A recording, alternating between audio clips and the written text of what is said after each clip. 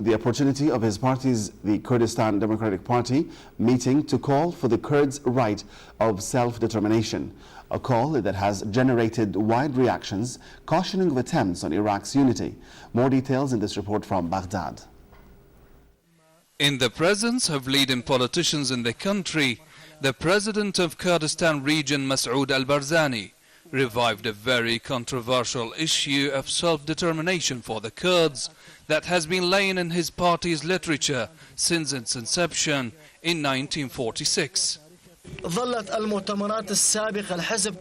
Previous conference of the party have stressed on the Kurdish people right like any other nation of self-determination. And today, the Kurdish Democratic Party believe it has the right to call for self-determination through peaceful and military means to achieve that goal.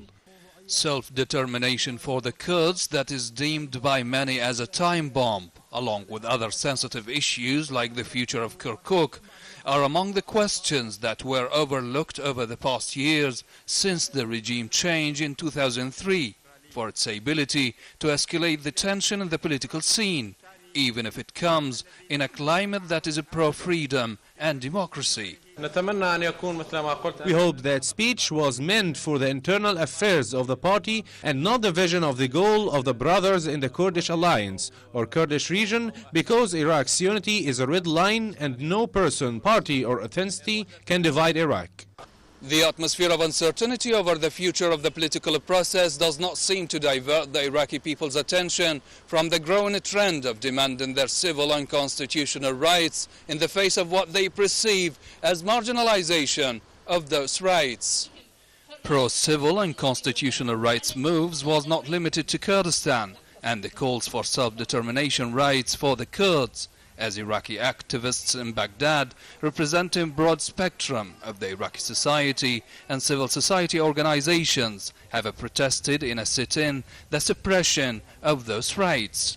This sit-in means it's a milestone and precedent for Iraqi women and Iraqi civil society activists, as it bears the awareness about constitutional rights. They're protesting in a civilized way. They know that now their means how to get through, especially after the civic initiative of a lawsuit against parliament. The protesters tried in their sit-in to highlight the role of influential sides in the country in imposing their ideologies, which are clashing, according to them, with the Iraqi society civilized face. For KSA2, this is Muhanad al Nidawi, Baghdad, Iraq.